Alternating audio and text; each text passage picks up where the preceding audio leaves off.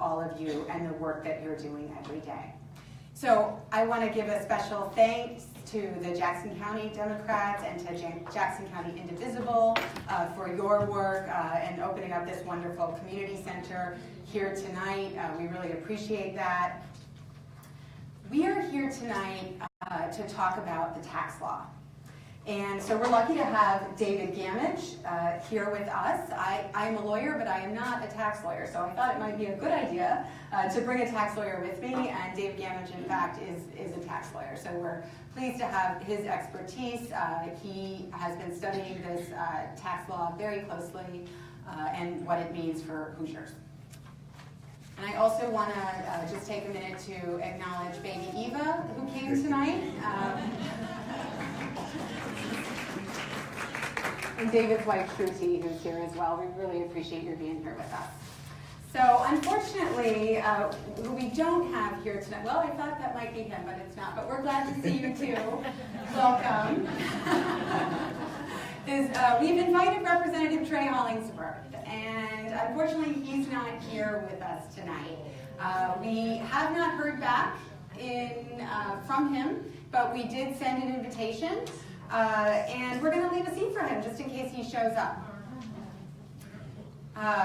And you know, if he doesn't show up tonight, we are going to take the video that's taken here tonight, and we are going to make sure that he sees it. That's right, because he needs to hear from us. He needs to hear from you, baby Eva. So, in all seriousness, we need to see him, he needs to see us, and we need him to answer to us about this vote that he took on this terrible legislation. That hasn't happened. He hasn't held a single town hall in our district, and that is a big, big problem. I think that before you take a vote on legislation that is going to affect the lives of the people in your district, that you need to meet with them. And you need to hear what they think. Because if you don't, how are you a representative? How are you representing the people in your district if you don't meet with them and if you don't listen to them? Whoever it is Representative Hollingsworth is representing, it's not us. So when I heard Mr. Hollingsworth was holding a town hall in Scottsburg in advance of the vote on the tax legislation, I actually got pretty excited. And then I heard, you know, what this town hall consisted of. It was a town hall only advertised to Scott County Chamber of Commerce members on the Scott County Chamber of Commerce website, and the RSVPs went to a Koch brothers representative. You know, but I thought still, all right, this might be the only town hall we're going to get, so I'm going to go. I'm going to show up, and I asked around, and it turned out a whole lot of other people in the district wanted to go too, so we all made plans. We got together, and at 5 a.m., I think, rallied, and then there were folks, lots of folks from Scott County there too. There were folks from 5 counties across the district who went out to this town hall because we wanted to hear what he had to say, and we wanted to make our voices heard. We also brought signatures with us, a petition saying, please reverse course and vote no on this terrible legislation. He already, made clear that he was fully behind it. And we brought those signatures that we collected over 2 days from more than 500 people in all 13 counties to deliver to him. Well, I think he got wind that we were coming because he canceled. He didn't show up. And, he's had more than enough time to reschedule with us, to find a time to meet with us. We would be glad to work around his schedule. I know, members of Congress are busy. But he hasn't met with us. And, what's the problem? What do you think is the problem there? I don't think it's a scheduling conflict. I get the sense that he is afraid to talk to his constituents. That's the sense I get. You know what I think? I think because he's not from here, he doesn't understand Hoosier hospitality. He doesn't understand, we're not looking to be rude. We just want to talk to him. We want to have a discussion. We think that being able to have a dialogue with your member of Congress is really important. Well, Representative Hollingsworth didn't show up that morning, but we did. More than 24 Hoosiers from 5 counties across the district showed up, and we did make our voices heard. We showed up because we know that democracy only works when you show up, and when you keep showing up, and when you insist on making your voice heard. That's what we did in Scott County early on a Monday morning. And people spoke so eloquently, and some of the folks who were there are here tonight, and I want to thank you for doing that. They talked about their fears about cuts to Medicaid and Medicare and Social Security that would come on the heels of this terrible tax scam. They explained that they couldn't see the sense in giving a tax cut to the top 1%, when that was going to mean that the money wouldn't be there to rebuild our roads and bridges and highways, to fund our education system, to make childcare and college affordable, to deal with the terrible opioid crisis that has ravaged our district. They could not see the sense in taking $1.5 trillion away from people across this country who badly need that investment. Now, I want to be very clear about one thing. There is everything right about being successful. We want people to be success stories in this country, but as Elizabeth Warren says, nobody makes it on their own. In this country, we all benefit from the roads, the bridges, and the educated workforce that we all pay for. So you pay your fair share so that others can have the chance to succeed too. And when you manage to work your way up the ladder, what do? You turn around and you bring somebody up behind you. That's what you do. You don't pull the ladder up behind you, but that's actually what this tax law is doing. So it's very clear that right now is a time that we need to be reaching out to communities in our district who are in need, and there are so many of them. Because the American dream, my American dream, isn't about getting rich. I think the American dream is about our success as a nation, and it's not just about the success of a privileged few. Social Security, health care, education, those are all parts of the American dream. You know, before we had Social Security, half of older Americans lived in poverty. Are those the good old days that any of you want to go back to? I know I don't. I'm sorry, I don't understand why anyone would vote for this tax law, and I do think that Representative Hollingsworth, he needs to explain his vote. You know, I think that today the people who are in control of our Congress have a very different vision for this country than the people in our district have. You see, they've been chomping at the bit to pass tax reform, to give giant tax breaks all to their wealthy donors. And you know, a number of members of Congress just came out and plain admitted, look, we were told that we have to do this, or they're not going to make any more contributions into our campaign war chest. So we're passing this for our big fat cat donors. We're not doing this for you. And they flat out said it. They're not even embarrassed. They don't even have any shame. You know, I think that if you have those kind of friends, frankly, you ought to find some new friends. And that's why I've decided that I'm not taking any corporate cash in this campaign. Because it's very clear to me that I want to be influenced by every single one of you, and not some big fat cat corporate donor. So you know, here's how this happened. The members, they didn't even write this legislation. They didn't even write it. You may have heard about this. Democrats first got to see amendments to the bill from lobbyists on K Street. And there were thousands and thousands of them, right, who were working on it. It all happened behind closed doors without hearings. And this is the most massive rewrite to our tax code in 3 decades. And it was rammed through in a month's time. Well, that's not the way that democracy should work. And frankly, it's not the way that good decision-making and good policy works. It's not. You know, the last time there was a major overhaul of our tax law was back in 1986. It was bipartisan. People worked together across the aisle. You know, and it took a while to get it done. There were dozens of hearings. And that's the way that it actually should be. That's the way things should work. But it's not the way that things are working today in our Congress. Well, we need to get back to that. There's no defense for that. We're not putting up with selling out to giant corporations and lobbyists anymore.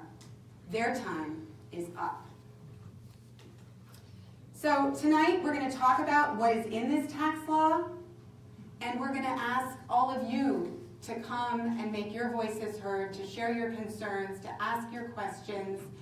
We think that you deserve to have a platform to raise your voice, and so we're making that platform here for you tonight, since our representative has refused to hold a single town hall. So I think we all know, the basics here, and David will go into a number of the specifics. But basically, this tax law, which right now the Koch brothers have a multi-million-dollar marketing campaign to sell it to middle-class and working-class Americans. It's such a wonderful thing that's happened. But what does it do? What does it actually do? It gives a very, very small tax cut to working-class and middle-class Hoosiers and working-class and middle-class people across the country, while giving a giant tax cut to the wealthiest and to big corporations. So just to put this in numerical terms for you for a second, so for the bottom 20%, for people whose incomes are in the bottom 20%, they're going to get, on average, a tax cut of as little as $60. But if you are in the top 1/10 of 1%, your tax cut is going to be about $200,000. That would be your typical tax cut. $60, peanuts, $200,000. Buy a house for that, right? So working class people and a lot of middle class people are basically being completely left out in the cold. And the other thing you need to know about this is the very, very meager tax cuts for working class and middle class people expire completely, whereas the corporate tax cuts are permanent. So this law was rushed through so fast, and you'll hear about this from David, that there's loophole after loophole in it. It is just a bonanza for tax advisors who can advise their rich clients about how to avoid paying their taxes. And there are going to be so many opportunities for that. But you know what? For those of us who can't afford the rich advisors, we're definitely going to be paying our fair share while some other people get off relatively scot-free. The other thing about this tax law that I just can't understand is that it really makes it easier for companies to offshore jobs. It actually incentivizes that. We already have lots of incentives that we need to curb for that. It incentivizes that. Well, you know what? I'm pretty mad about that, because in our district, we've had so many factories that have shut down. We've had jobs go offshore. Just yesterday, I was up in Indianapolis because Carrier, right, and we have folks with the steelworkers who work in Johnson County in our district. Carrier is laying off another 200 workers, and that happened today.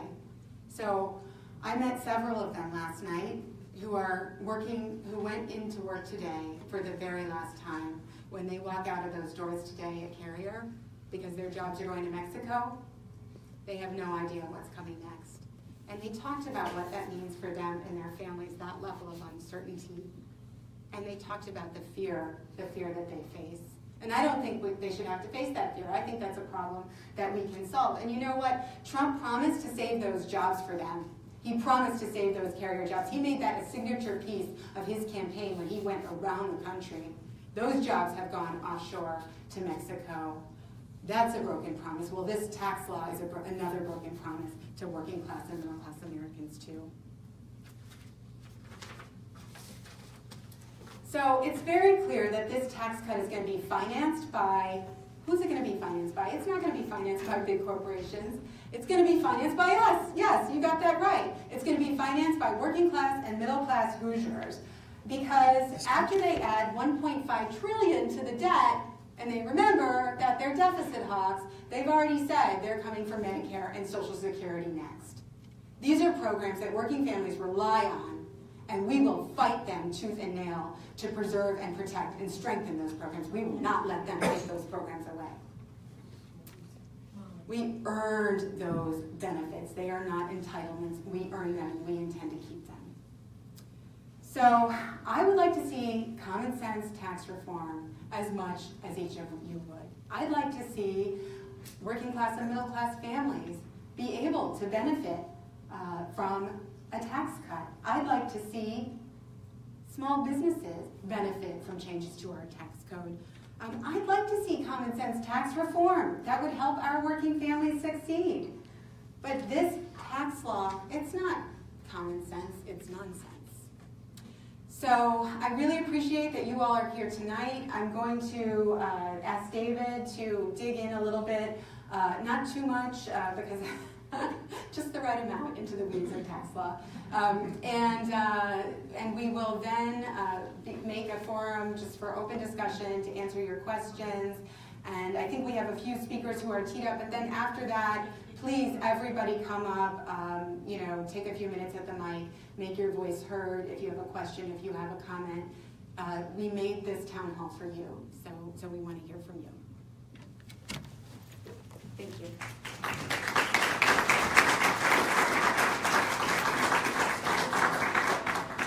Thank you, Liz. I have to start by saying it's a real honor to be seated here between your soon-to-be Congresswoman and your soon-to-be former Congressman.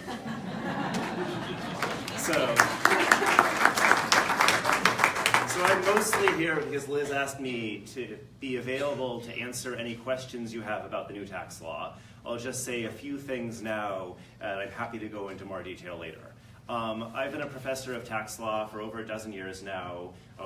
My wife and I joined Indiana University a year ago. Before that, I've taught at University of Texas Austin, University of California, Berkeley, Georgetown, and Duke. I served in the Obama administration for a few years in the Treasury Department, where I wrote most of the regulations to interpret and implement the tax provisions of the Affordable Care Act. And before I jump in, I have to clarify, because I'm a tax lawyer, we have to say these things. Nothing I say today counts as legal tax advice. That means if the IRS audits you, you can't say you heard it from me, and that doesn't shield you from penalties. So, what did they do first, and then how does it affect typical Hoosiers like us? What did they do? As Liz said, the biggest tax overhaul by far since 1986. Yet the 1986 tax overhaul was done over 2 years, deliberate process, numerous hearings, tons of reports, careful, painstaking effort. Every other tax overhaul in our nation's history that comes close to the scope of what they did was done over a multi-year process, slow and deliberate. This was rushed through in weeks. Closed door, no hearings, very little input from experts, staffers getting no sleep, and the law's a mess. Even if few people who agree with the spirit of what they're trying to do, the actual implementation is a complete disaster. I teamed up with 12 other tax professors over winter break as we got details, we wrote a quick paper explaining some of the loopholes that were obvious as the details came out. In 2 weeks, that became the most downloaded tax paper of all time. Now that 3 weeks have gone by, it's the 28th most downloaded social science paper of all time. There's so much demand right now to understand what's happening in this giant overhaul that was done so quickly behind closed doors. And, I'm getting so many questions. Normally I have a team of practicing tax lawyers who are top tier who I refer people to. They're all too busy to answer anyone's questions. So what are we going to do? I think most accountants are going to be completely slammed and overwhelmed come April 15th as they plan planning for next year. So what about the substance? I do agree with some provisions of what they did in the new law, and many others are awful. But the overall theme is this is a horrible way to spend over $1 trillion.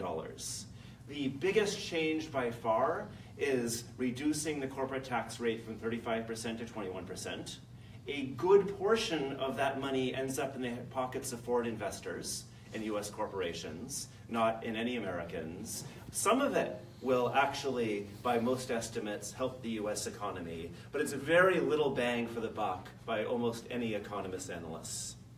So lots of changes in this law, way too many for me to discuss without spending hours. Happy to talk about any specific questions you might have in Q&A.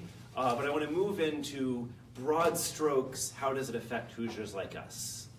So the typical resident of Seymour County is going to get a tax cut of a few hundred a year between 2018 and 2025. Stopping in 2025 because all the individual tax benefits expire then, only the corporate tax benefits were made permanent.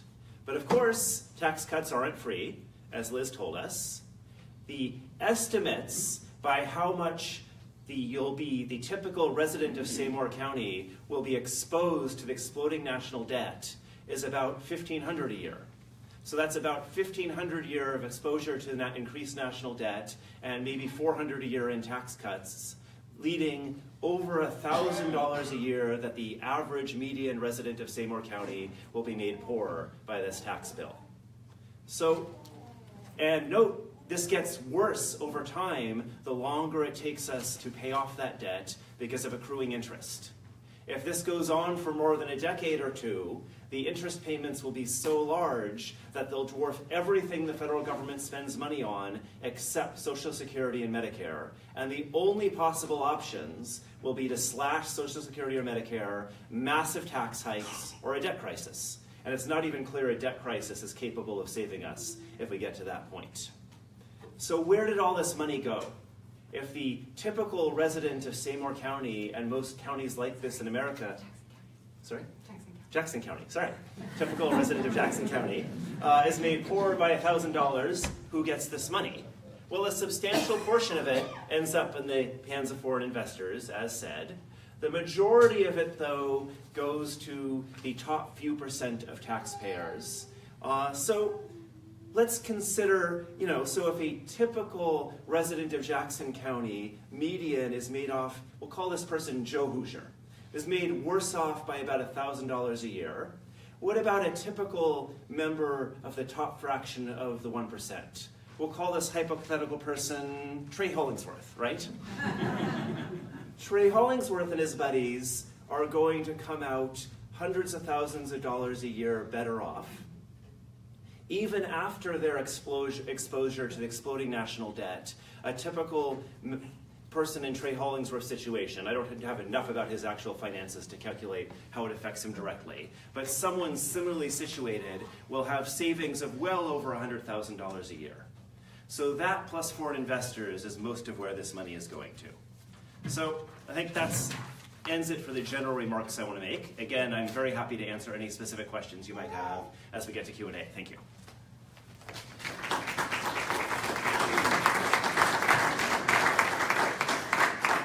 Okay, so thank you very much, David. So we have a few folks who are teed up, and then we're going to give you all some time to collect your thoughts, and then I hope you'll just come up to the mic and take a few minutes. So we're going to start with Steve. I'm going to mispronounce your name. Shatner. Steve Shatner.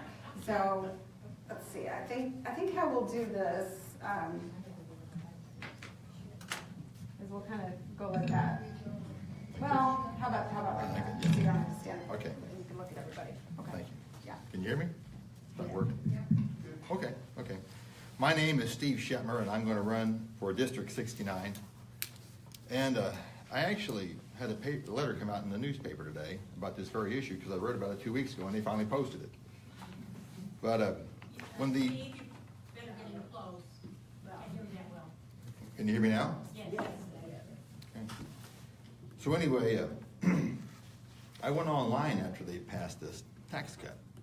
I was wanting to find out what it said, and I found a study done by the Tax Policy Center. And kind of like what these people have said earlier, they broke it down into quintiles. 20%, 40%, 60%, 80%, and 100%. So yeah, they said basically everybody will get a tax cut next year, pretty much. Every tax bracket's going down. But if you're in the bottom 20%, you get, like what they said earlier, you get $60. But if you're in the top 20%, you get 65.3%. And we're talking about $1.5 trillion over this period of time. 65.3%. And that goes on till 2025, at which point those tax cuts fall away. However, they did take out, get rid of some deductions. And you don't notice it for this period of time between now and 2025 because of these tax cuts. But when those tax cuts go away, 53% of us will start paying more taxes. But the top 20% will receive 107.3% of this tax cut. Now that sounds impossible, right? Impossible. No, it's not. Because we've lost those deductions. But I think, be honest about it, the Republicans are simply doing a good job of representing their constituency. It's just that it's not us. It's the top 20%, and they're coming through for them big time. The other 80% of us have to realize that we have more in common than what separates us. And if we don't stand up to these guys soon, there won't be much left for us to have. Thank you. I'm Steve Shepard. I'm running for District 69.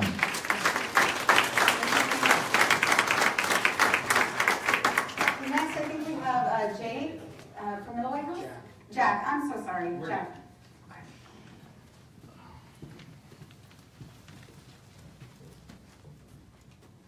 Hey folks, how's everyone doing today?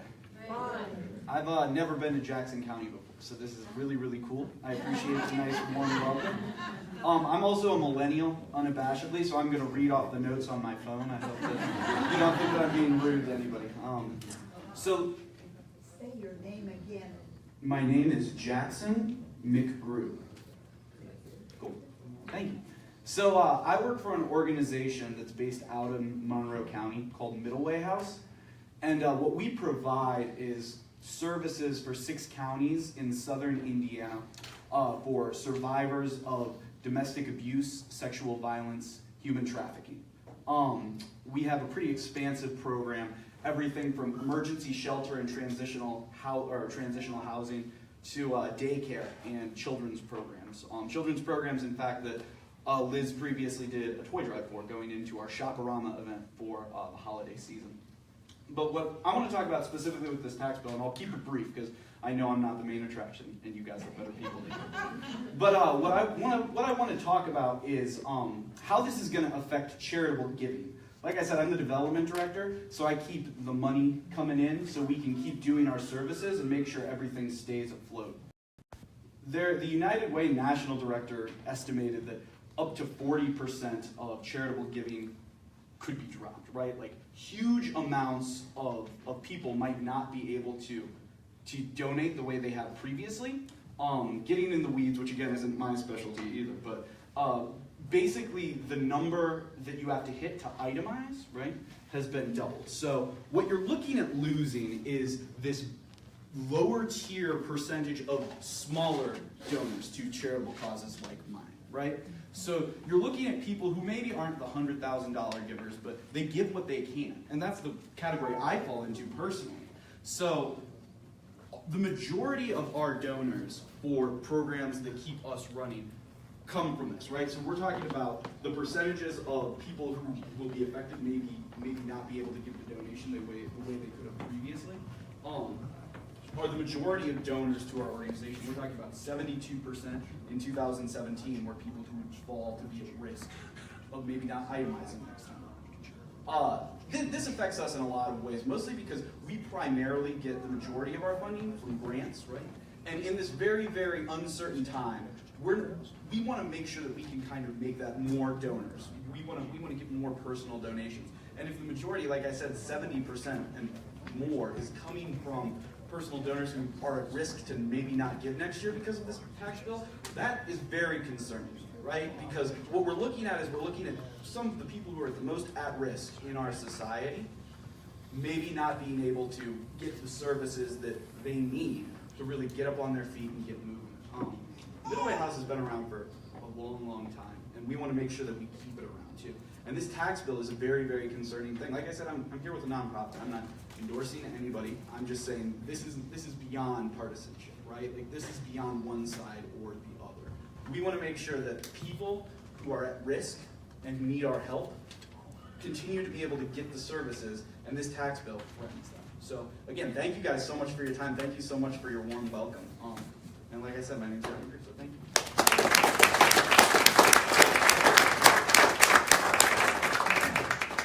Thanks, Jack. Middle Way House is near and dear to my heart. I was a volunteer there when I was 21 years old. And they've been around and gotten so much stronger, and we'd like to see you stay that way. You do really important work. And so do nonprofits across our district who stand to suffer as a result of this tax law. So Tim and Barb Decker, I think, are going to come up. Okay. Here we go. Well, I just got a tweet from Trey Hollingsworth, and he said that he'll be here shortly, but he's running a little late. He said he's just north of Memphis. Unfortunately, he's on I-40 north of Memphis, heading to Jackson, Tennessee, and not Memphis, Indiana.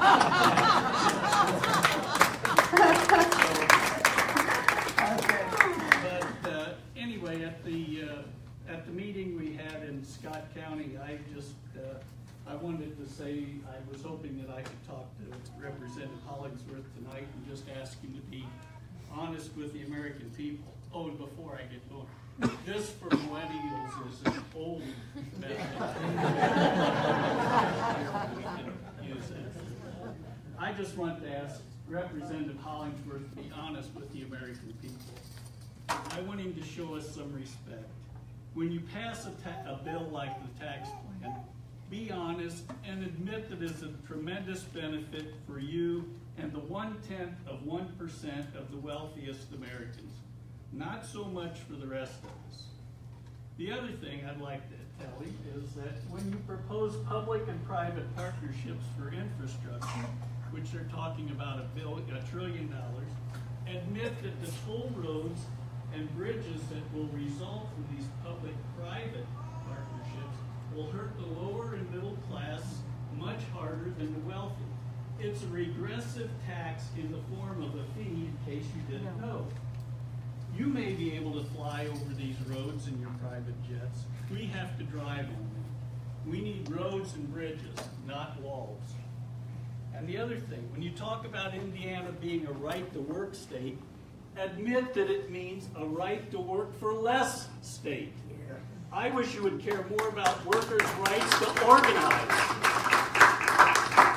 Another thing, when you vote to defund Planned Parenthood, admit that you don't care about health care in underserved communities like Scott County that Planned Parenthood was serving. And I'm not talking about abortion, which is only 3% or less of the Planned Parenthood mission, but rather everyday medical needs in needy areas. And when you vote time and again to repeal Obamacare, which is supported by the majority of the public, admit that it doesn't affect you at all because you can afford care at any price. I can think of no other Christian mission more important than taking care of the health needs of the living. When you were running for office in 2016, you stated, and I quote, "We no longer have government by the people or for the people, but government by the politicians and for the politicians. With self-serving tax plans such as the one recently passed, no truer words were ever spoken." I'd just like to thank you, Liz, for running, and hopefully we can unseat this policy.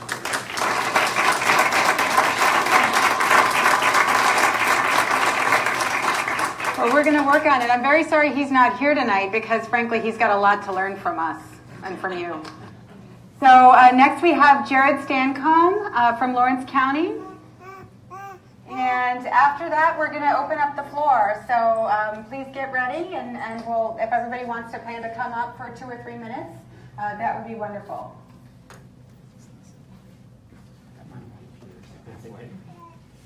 Are you a millennial? I am a millennial. If you haven't figured that out, so let me see how I can do this. I've been working in the nonprofit sector for too long. I just improvise everything. So my name's Jared Stancomb, and I'm from Lawrence County. So I grew up there. I went to IU, and I graduated from IU 2009. I'm a former intelligence research specialist with the Department of Homeland Security. I served a year in AmeriCorps working with children in inner city Washington, D.C., 60% of whom had emotional behavior disorders, PTSD. I've also been abroad, and I've worked in HIV. And when I came back home from abroad, Scott County was experiencing its HIV outbreak. So I wanted to become involved. I did some work, but then I moved to DC to work on HIV prevention in Rwanda in DC. And I actually came back because the situation to me just seems a little out of control. And I just want to share with you some stories I have from Lawrence County and related to the tax bill. So yes, this just happened yesterday. So I visited a church in Mitchell, which is a small town in Lawrence County. I frequently work with because there's a lot of people there in recovery. And when I walked in, the lights were dimmed, and I sat down. It was a little silent, but people were waving at me and smiling at me. And in the back, there was a man sitting in the back pew, crying his eyes out. And people were surrounding him with their hands on his shoulders, on his back, and they were praying with him while he was crying. And one of those people with his hand on his shoulder was the leader of Narcotics Anonymous in Lawrence County. And this man had just relapsed on heroin. As the man cried, he begged for forgiveness after relapsing, and all the pain and suffering that he caused his family, his friends, his fellow church members, and the people that were surrounding him just prayed with them and asked God to take his pain and just fill him with love. And the people that I saw surrounding this man are community members who are heavily engaged in helping the vulnerable people in Lawrence County. So not only do they participate in the church and recovery programs, but they also volunteer at the local men's warming shelter, helping people that are homeless, just survive the night. Many of them are on heroin. They meet people who seek help with their addictions and work with the local jail to help those arrested for drug crimes. And some of the things that I've learned in my experience is to just look for the helpers and when things get bad. And my question is, where's Trey in all of this? Where's his presence in our community? I've only seen him once in Bedford. No one recognized him. I did, though, so I told him what I thought. So I just came back from DC, so my Hoosier hospitality was like, it needed to be a little replenished. So I wasn't, I didn't really show him exactly Hoosier hospitality. So, but as far as I know, Trey hasn't written or sponsored any bills that could really help people in our community, as the opioid epidemic just shatters our community. Our own public health nurse, her last day is tomorrow because she quit because she just gave up. That's our only public health nurse. And we're worried that there's going to be an HIV epidemic on par with Scott County and Lawrence County. And we're struggling, and there are people in the community that are trying to help people that are addicted and dealing with the opioid epidemic. And who knows? Trey's probably at the Capitol Hill Club right now, laughing with Paul Ryan and his friends. People die on live TV from a heroin overdose. Just last Friday, I saw on a show called Live PD. Does anybody here watch that? So in Jeffersonville, they showed 2 overdose reversals in Jeffersonville. So using Narcan within an hour. And those are people found in the street, probably dying of hypothermia because they were overdosing and the police saved their lives. But I don't see Trey talking about this at all. So all I see is just Trey, trying to pass legislation that only benefits his donors. Well, people are dying in our hospitals. They're dying on our streets. Well, there's this lack of hope. So where does the tax bill fit into all of this? So you probably know that the tax bill, like it was said, some of it was handwritten, like on the margins. So. And it could add $1.4 trillion to the deficit. But do you guys know, like the interest payments? The interest on that debt will be. So it will the overall amount of debt, will be much more than 1.4 trillion. I've heard 2.9 trillion. So total, including the interest. But and you know what they're going to do after this. So after we get all this debt, they're going to want to reform Medicaid, which pays for people suffering from addiction to enter treatment programs. So it also pays for people that are suffering from hepatitis C and HIV. And it costs $450,000 to $1 million to treat a person with HIV. Scott County's HIV outbreak cost Indiana's Medicaid program well over $50 million. And I did a little analysis of an HIV outbreak in Bedford of the same scope. It could cost as much as $350 to $500 million to treat. So Trey, along with the Republicans, want to take this funding away. They want to basically shut off funding for people in our community that are suffering from disease, suffering from addiction, and just adding to the overall general hopelessness that their agenda has created. So I want to know, like, who. I've seen people in my community be affected by this. They've been hospitalized. One person actually died in our jail because he was in relapse and he didn't have access to a nurse. So I want to ask Trey, you know, he should be here, but I just want to ask Trey, you know, who has to die for him to take this seriously? So, do any of us, if anyone of us suffers, maybe someone in this room suffers from addiction and we don't know it. Will the people beside you have to die before Trey takes this seriously? Or what about his donors? So I looked up some people that donated to his campaign on the corporate side. So there's maybe a son or daughter of Theodore Mathis, you know, the CEO of New York Life Insurance Company, who New York Life Insurance donated $5,000 to Trey's campaign. Or maybe a family friend of Randall Stevenson, the CEO of AT&T. AT&T gave $3,000 to Trey's campaign. Or maybe a brother or sister of Virginia Herring, the CEO of the American Financial Services Association, which provided $2,500 to his campaign. How many of us, you know, who will have to lose their lives from addiction for Trey to take this seriously? And our morgues and our counties around in this region are looking for extra space because they're losing room. So how much is the life of a donor worth compared to a constituent? I want to know that. I want to ask Trey. I wish he were here right now so I could ask him. But I've been doing a lot of work in Lawrence County and trying to get people to work together. And Trey's nowhere to be found. When Trey manages to visit, no one even knows.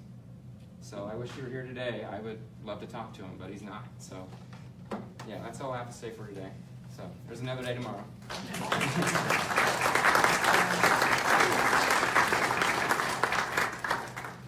Well, Jared, I really appreciate what you had to say, and you know, every single week I talk to another family in the district who's affected by the opioid crisis. Just last week it was a mom in Lawrence County who told me about her son who's in the grips of addiction, and so is his wife, and she's got custody of their two wonderful children who are beautiful.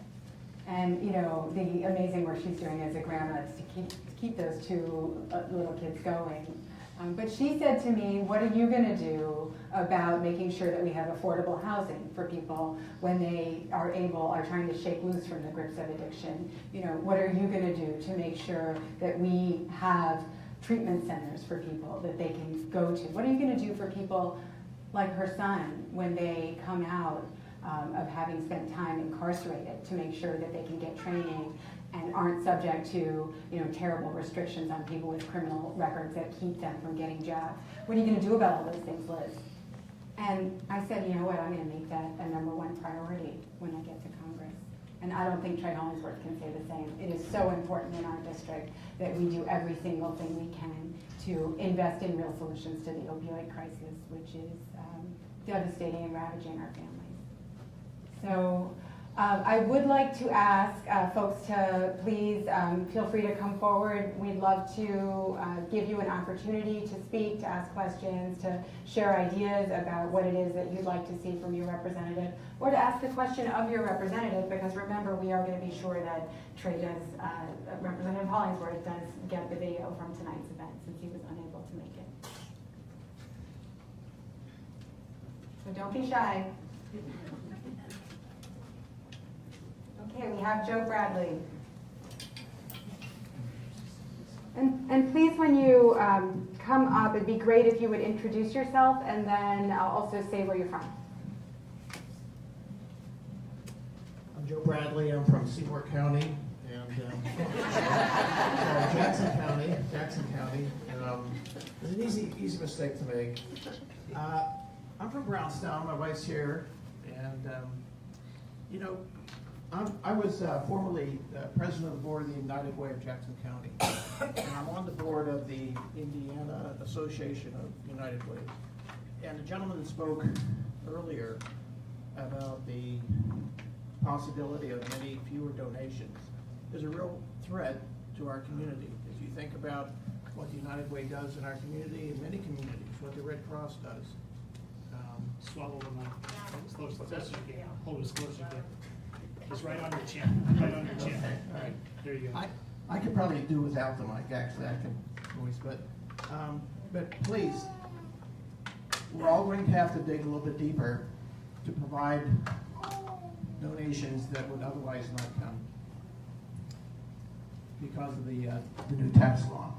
One thing I did want to talk about, though, is the way that we collect taxes and spend it, I think says a lot about what we are as a people. We can collect taxes and we can improve education. On your chin, not on your mouth. We can improve. You can hear me this way. I'm sorry. So we can collect taxes and we can use it to improve education, or we can spend it elsewhere and make education less affordable and less available. We can collect taxes and spend it to give health care to a lot of people in need. So does everybody remember the movie It's a Wonderful Life?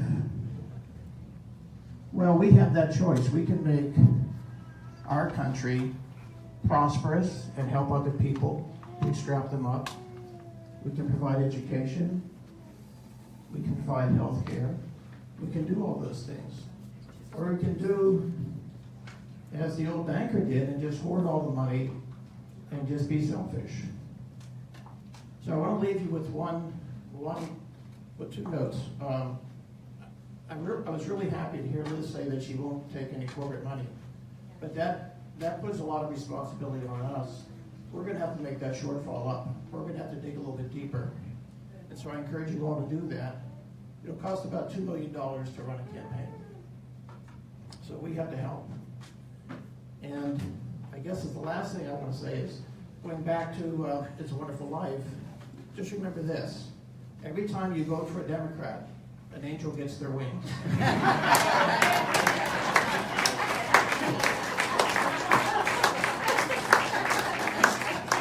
Thank you, Joe. All right. Who would like to go next? Yep. Paper and pens if anyone has a question but doesn't want to speak. All right, and then we also have some folks who are watching on Facebook Live who couldn't make it here tonight. So if you are watching on Facebook Live and you'd like to ask a question, please make a note in the comments and let us know, and we'll be sure to try to get your question in there as well. So, yeah. Yes, absolutely. Do you want to speak from there, or you want to come up? No, fine. Jimmy All, average All right, citizen. we are, because Representative Hollingsworth will not be able to hear you if it's not. So it's very important that he hears from his constituents. Jimmy All, average citizen from Jackson County. I want to remind you of a story, and I want you to be sitting on a riverbank, a beautiful Sunday afternoon. You've been to church, you've had fellowship, and you're picnicking. And all of a sudden, you see a drowning person, and your husband or your significant other jumps in the water and saves them. And you all sit back down and you're having your picnic, and another person is drowning, and you jump in the water and help them. Well, you keep jumping in the water, you're not getting your picnic at all. And so you're saying, what are we going to do? We're wearing ourselves out, trying to save all these people because this is so important. We can't let these people die. And then someone else comes up and says, maybe we ought to find out what's happening downstream. Why are these people jumping in the water? We're spending all our resources saving these drowning people instead of going upstream and finding out what the problem is. All right.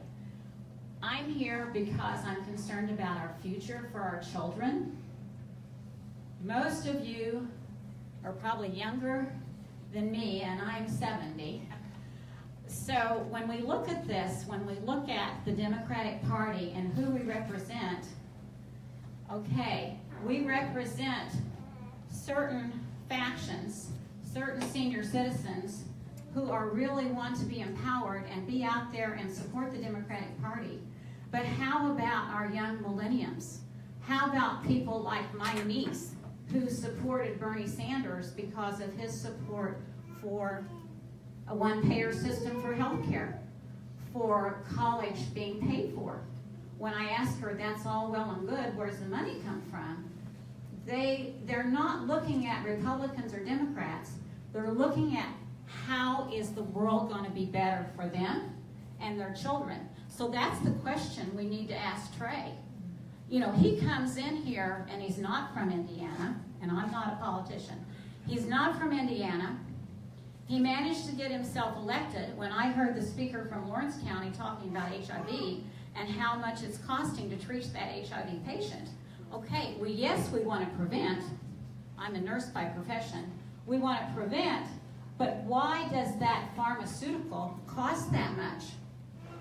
Why does that treatment cost that much? When he quoted some people who donated to that campaign, what about the pharmaceutical companies that are donating to campaigns?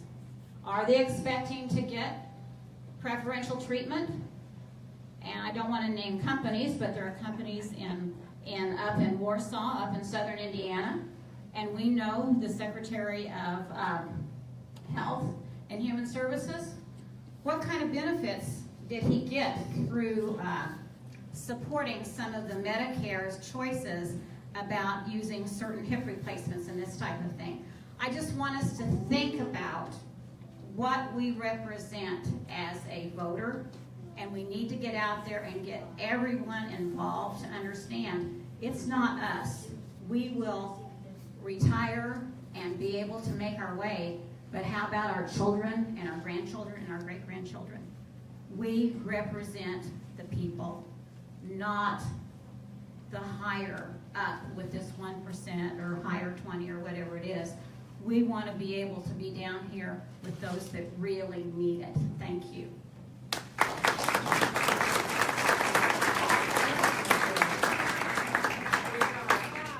Great job.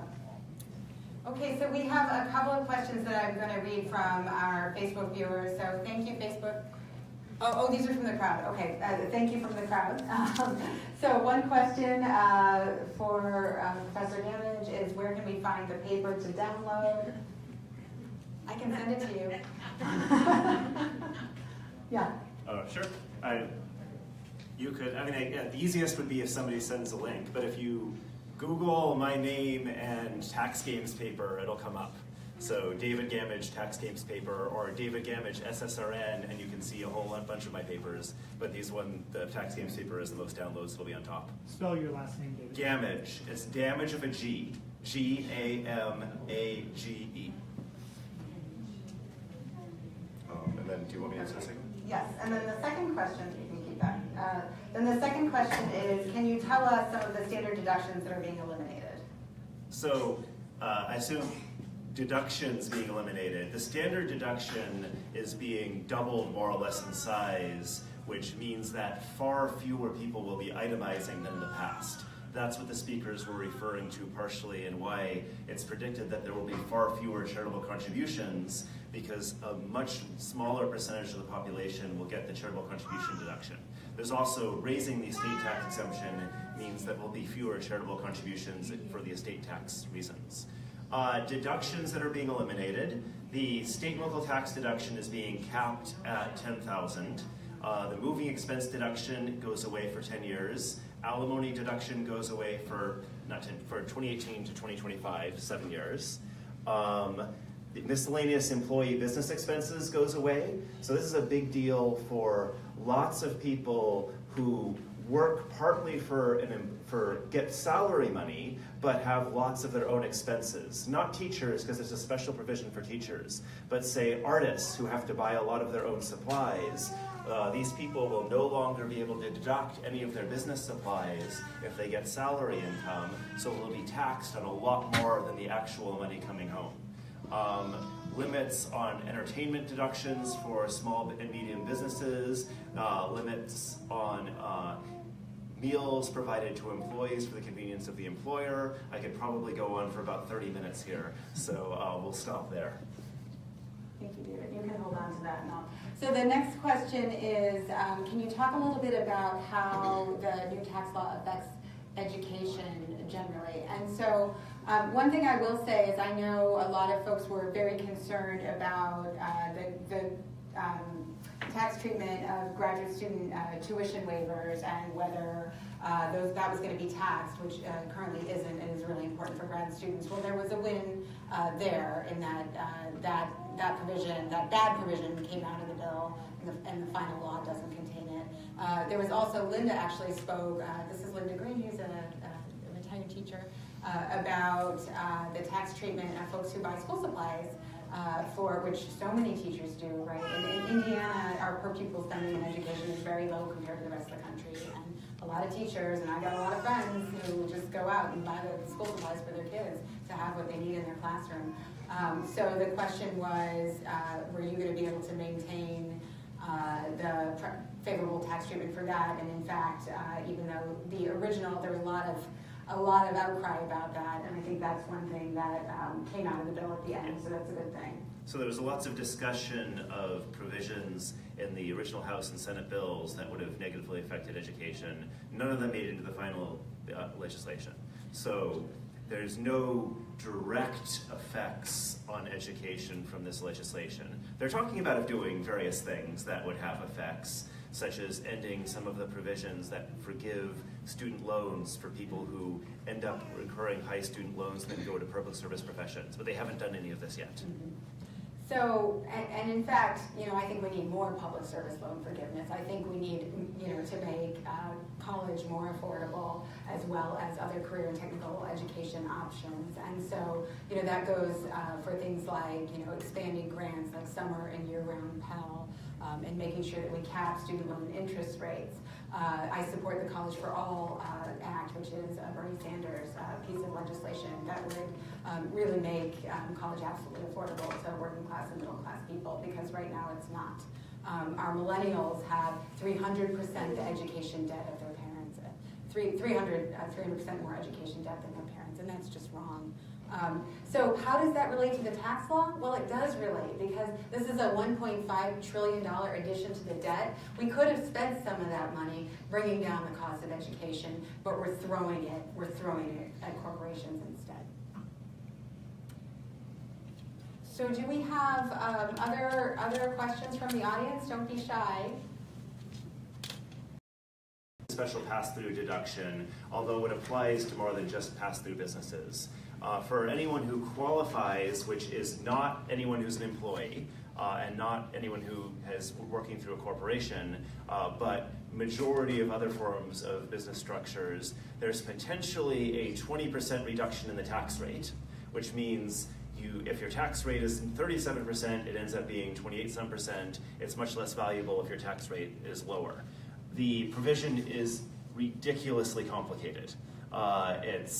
So to the point that in theory it's available for small businesses, but I'm not sure that there's going to be many accountants out there who actually advise small businesses who are going to successfully implement it, at least in the first few years, until manuals and how to do so are written. It's probably the worst deduction depending what type of business you are, if there are income thresholds, phase-out thresholds, and seminars are being given all around the country right now.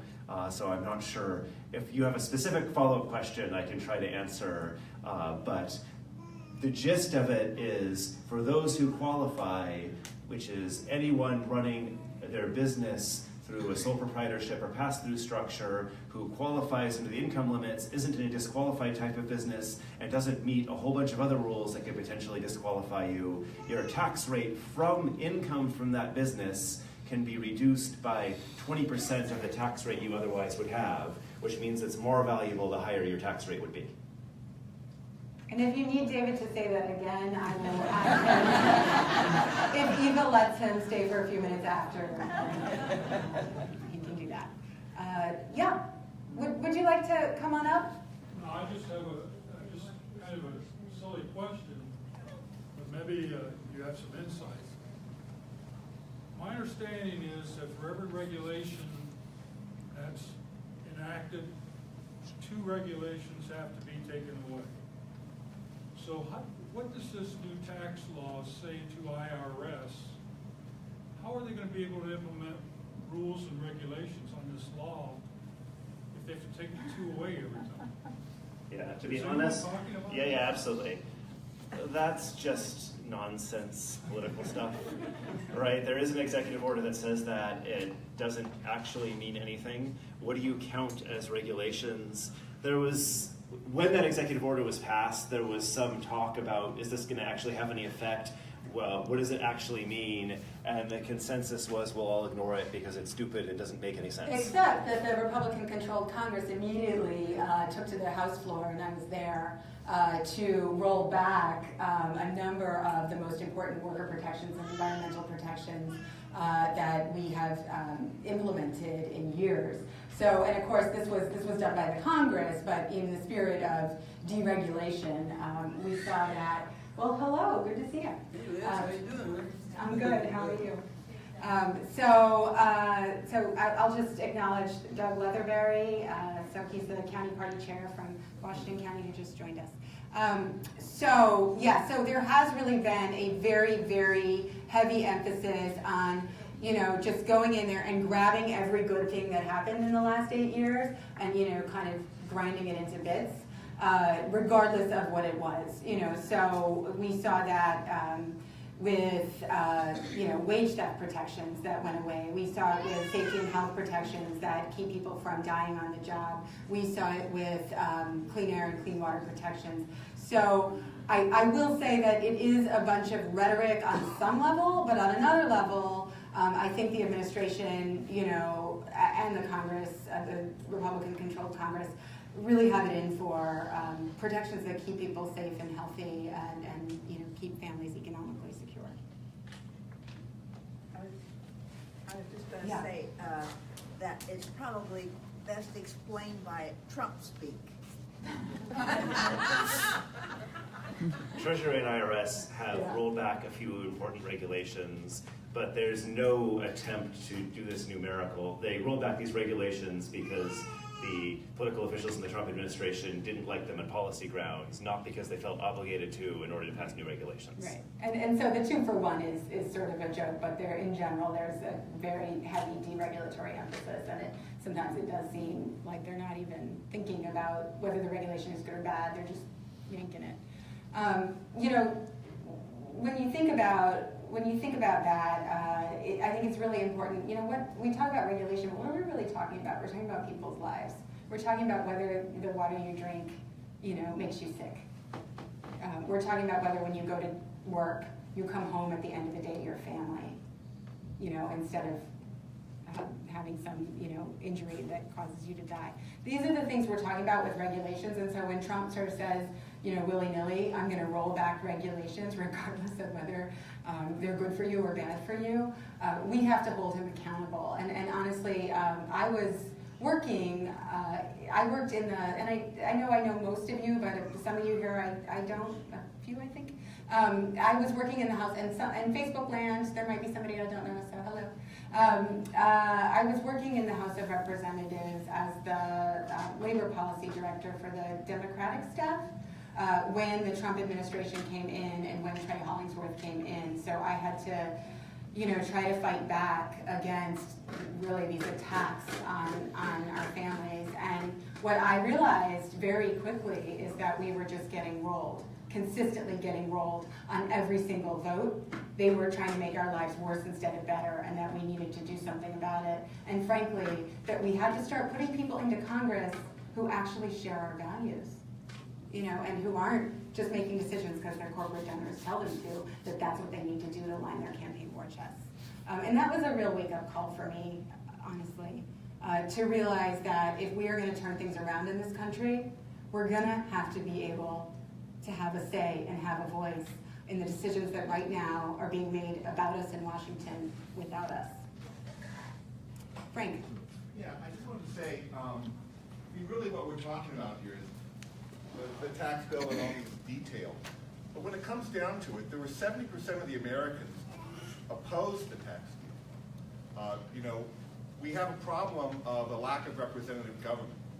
And I think that's really what this town hall is about. It's about the empty chair here.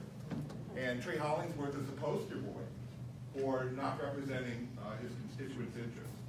We talk all the time about divisions in this country, but there are so many issues that the American public are 100% in agreement on, about reasonable gun control, about tax reform, about maintaining Obamacare, and it's the politicians that are representing the American interests. And I'm just really glad that you're having this open forum, and that we're able to really highlight the fact that we have a representative that doesn't care, and he's not representing our interests. And the system is broken. And I hope that we can elect people who can be more responsive and who are interested in listening to what we have to say. So thank you.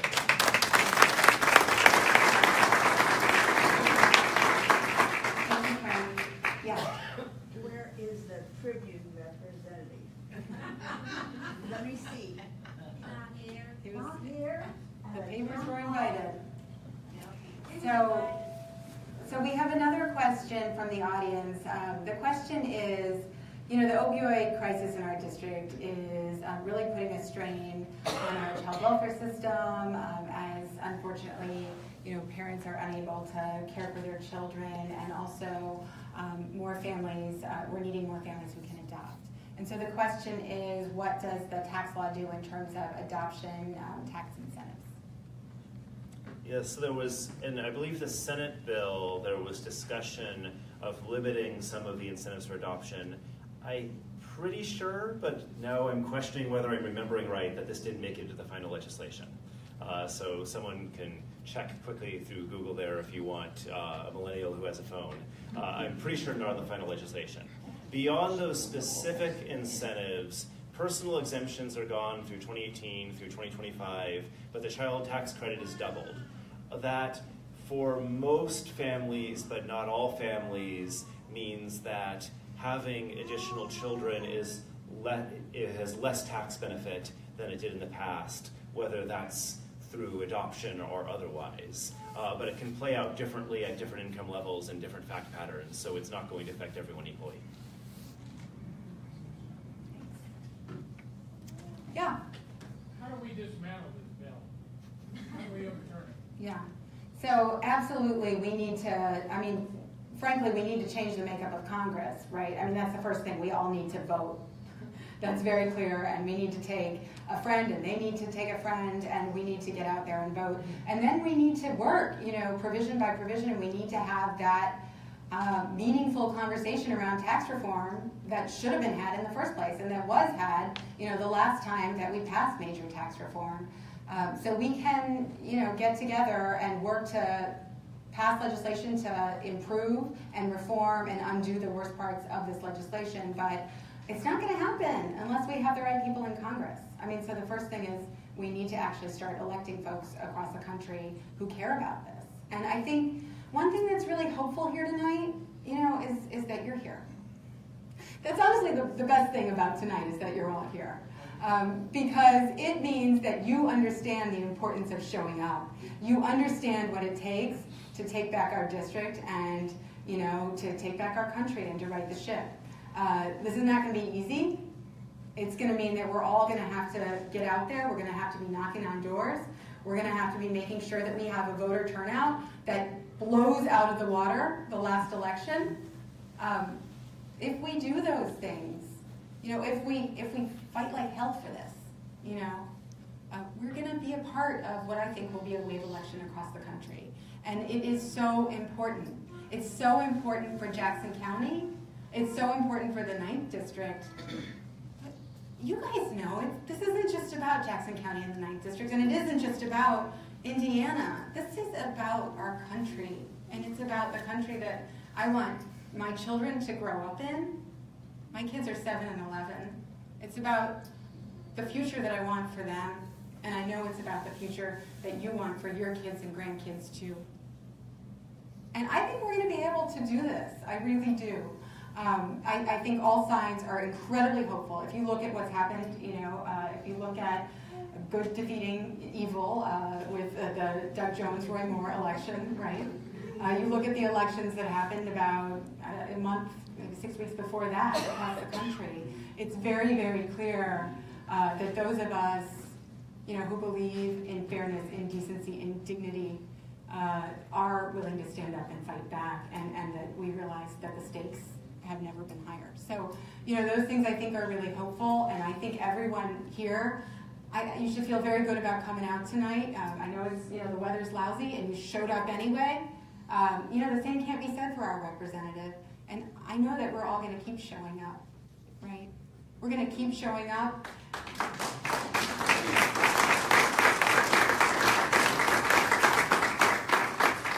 In Jackson County and all across the 9th District, we're going to show up, and we're going to continue to make our voices heard, and we're going to demand that our representative listen to us, and we are not going to take no for an answer. We are not. So this is the difference that we can make together. I'm going to keep showing up. I'm going to be everywhere, and I'm excited that you're going to be there with me too. And you know what? We're going to hold town halls across the districts, and I want to hear from you. This is about you. Because here's what I found out from being out in every single county in this district. We have so many smart people with so many good ideas in our district who have a lot better ideas than the bozos currently running Washington.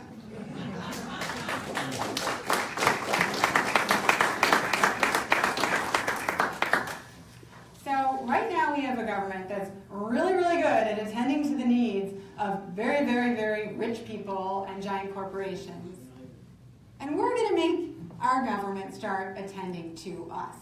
And we're going to do that together. And I do want to hear from you. Please let me know, all of you out there in Facebook land, you let me know too, what are the issues that you think we should be talking about in the 9th District? We heard about a lot of them here tonight. We heard about the opioid crisis. We heard about education. We heard about our healthcare costs and the cost of prescription drugs that are just sky high. I hear all the time from people, who I talk to who say, I cannot afford to fill my prescriptions, or I can't afford this, but I'm doing it anyway, and I'm just waiting until I'm bankrupt so I can go on to Medicaid.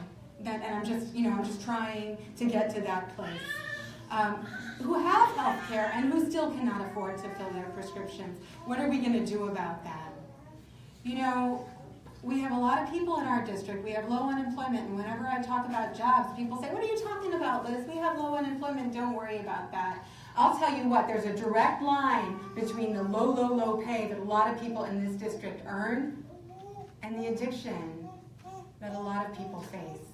We need to create opportunity and hope in people's lives. And I'll tell you what, when you start creating hope, it's contagious and it spreads. And that's what we're doing here together. And I'm so excited about that. So I don't want to hold you here too much longer. I will stick around, and I'm glad to answer any questions you might have. And if Baby Eva lets David, maybe he'll stick around for a couple minutes too. But I am thrilled to see you all out here tonight. Thrilled to see you folks in Facebook land. Keep showing up. I will be right there alongside you every single step of the way. And we are going to get this thing done together.